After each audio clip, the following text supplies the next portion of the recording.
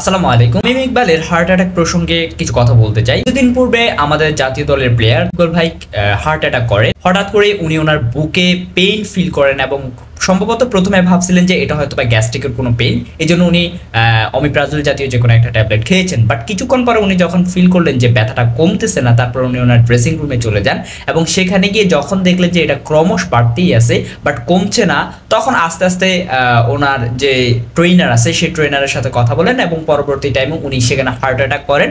পরবর্তী টাইমে ওনাকে নিকটস্থ একটা হাসপাতালে নিয়ে যাওয়া হয়।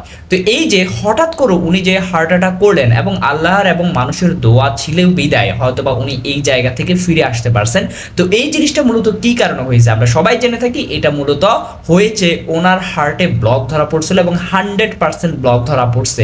এবং এই ব্লকগুলো কি কারণে হয়ে থাকে? সাধারণত এই ব্লকগুলো হওয়ার একটা মাত্র রিজন, সেটা হচ্ছে যে আমাদের কোলেস্টেরল লেভেলটা বেড়ে যাওয়া, অর্থাৎ আমাদের বডিতে কোলেস্টেরল লেভেলটা বেড়ে যাওয়া।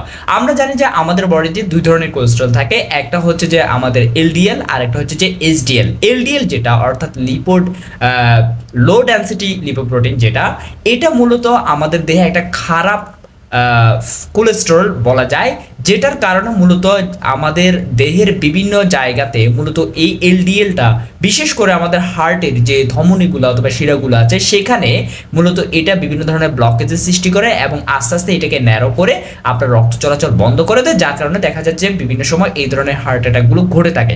এখন কথা হচ্ছে এই ধরনের এই যে এলডিএল, যেটা এই এলডিএল কোলেস্টেরলটা সাধারণত কোথায় থেকে আসে? সাধারণত এই এলডিএল কোলেস্টেরলটা সাধারণত আমরা যে বিভিন্ন ধরনের খাবার, যে জাঙ্ক ফুড জাতীয় খাবার, স্মোকিং অথবা অ্যালকোহল, এছাড়া যে গরুর মাংস, তারপরে তেল জাতীয় অতিরিক্ত তেল জাতীয় মাংস যেগুলো আছে, এরপরে চিজ বা বিভিন্ন ধরনের খাবার যেগুলো আছে, সাধারণত এই খাবারগুলোতে এই এলডিএল এর পরিমাণটা অনেক বেশি থাকে, যার কারণে এটা যখন আমরা ইনটেক করি এটা আমাদের রক্তের সাথে মিশে যায় এবং এটা কি করে আমাদের বিভিন্ন জায়গায় বিভিন্ন পয়েন্টে গিয়ে গিয়ে এটা জমাট বাঁধতে শুরু করে, যার কারণে আমাদের রক্ত চলাচল একটা সময় ব্যাহত হয়। তো এখন সাধারণত আমরা যারা সাধারণ মানুষ আছি, আমরা যদি এই প্রবলেমটা থেকে যদি বাঁচতে চাই, অবশ্যই আমাদের খাবার দাবার একটু দেখে শুনে খেতে হবে। সেই সাথে হচ্ছে যে অবশ্যই এক্সারসাইজ বা ব্যায়াম অথবা কায়িক পরিশ্রম যেটা সেটা অবশ্যই থাকতে হবে। পাশাপাশি আমাদের উচিত হচ্ছে যে অন্তত বছরে অথবা 2 বছরে একবার হলো আমাদের টিজিএ যেটা অথবা কোলেস্টেরল লেভেলটা টেস্ট করা। বাট এর পাশাপাশি আপনি চাইলে যে কাজটা করতে পারেন সেটা হচ্ছে যে আমাদের ডিএক্সএন এর যে আরজিজিএল মাশরুম যেটা আছে, অর্থাৎ এখন প্রশ্ন হলো যে আমরা খাবার দাবারের মাধ্যমে আমরা চাইলে আমাদের যেই কোলেস্টেরল লেভেলটা আছে এটা কিভাবে আমরা কমাইতে পারি। হ্যাঁ, আপনি খাবার দাবারের মাধ্যমে চাইলে কোলেস্টেরল লেভেলটা কমাইতে পারেন। এর মধ্যে আমাদের ডিএক্সএন এ যে আরজি এবং জিএল যেটা আছে, সাধারণত এই আরজি এবং জিএলটা মূলত আমাদের দেহের এলডিএল এর যে পরিমাণটা আসছে, অর্থাৎ এলডিএল কোলেস্টেরলটা মূলত এই এলডিএল কোলেস্টেরলটাকে ব্রেকডাউন করে আমাদের বডি থেকে বের করে দেয়।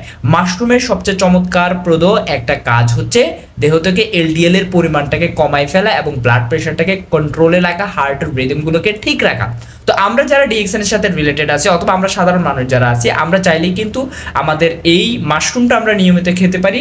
ডিএক্সএন আমরা যারা আছি তারা চাইলে আমরা আরজিজিএল যে মাশরুমটা আছে সেটা খেতে পারি, পাশাপাশি স্পিরুলিনা খেতে পারি এবং ব্ল্যাক কফি খেতে পারি। এই জিনিসগুলো যদি আপনি নিয়মিত সেবন করেন তাহলে আমি আপনাকে বলতে পারি ইনশাল্লাহ আপনি এই ধরনের যে প্রবলেম যেগুলো সাধারণত হয়ে থাকে, হার্ট অ্যাটাকের মতো প্রবলেম যেগুলো হয়ে থাকে অথবা শরীরে এলডিএল এর পরিমাণটা বেড়ে এই ধরনের প্রবলেম যেগুলো ক্রিয়েট হয়, এই জিনিসগুলো থেকে আল্লাহর রহমতে আপনি অনেকটা দূরে থাকতে পারবেন অথবা আপনার এই ধরনের প্রবলেমগুলো হবে না এবং আপনি যখন কোলেস্টেরল লেভেলটা টেস্ট করবেন দেখবেন যে সেটা নর্মাল লেভেলে আছে। তো যারা মূলত সুস্থ থাকতে চাচ্ছেন, এই ধরনের প্রবলেমগুলোতে পড়তে চাচ্ছেন না, আমি তাদেরকে সাজেস্ট করবো অবশ্যই আপনি আরজিজিএল খেতে পারেন, আমাদের ডিএক্সএন এর মাশরুম, ডিএক্সএন এর স্পিরুলিনা খেতে পারেন এবং সুস্থ থাকতে পারেন।